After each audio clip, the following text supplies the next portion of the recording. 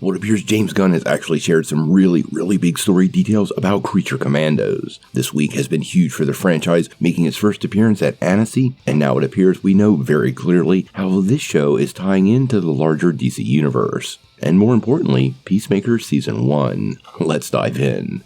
Now before we do that though, make sure you hit the like and subscribe button and ring the bell for all the updates. We do daily Marvel and DC videos and want to be your place for all that superhero news, but we're going to bring it to you truthfully and transparently so you are in the know.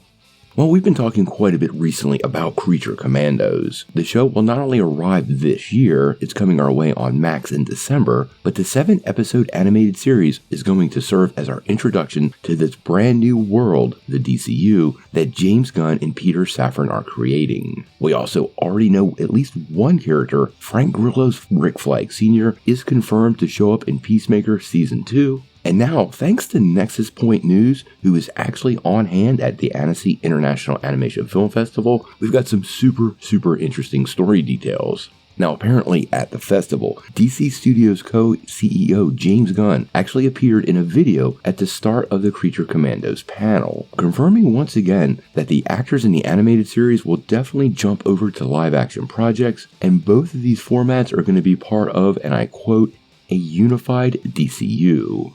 Now, The Hollywood Reporter also shared some quotes from James Gunn, expanding this, saying, "What this means in practical terms is that our characters can move in and out of animation and jump into a game or onto the big screen, but they will remain consistent throughout. Same character, same history, same actor." So clearly a lot of the people appearing here have big futures in the DCU. Now, it was also confirmed, during the same panel, it was also confirmed that CG was used to set up some of the shots, but the final version of Creature Commandos is actually 2D hand-drawn animation, meaning this will definitely have a classic look. Now, as far as the story goes, Nexus Point learned a lot of details, apparently revealing that Belle Reve, Frankenstein Manor, Frankenstein's Lab, and Poco Castle are all among the locations that we will visit. But more interestingly, Gunn offered some insight into where in the DCU storyline this takes place, and this is the first clue on how he's tying it to previous projects. He said, "The new series picks up directly after our Peacemaker Season 1 finale, which leaves Waller with her hands tied operationally, meaning that she's no longer able to get away with putting human lives on the line to carry out her clandestine, morally questionable missions. Instead, she recruits a ragtag band of misfits, not unlike the Suicide Squad and Peacemaker."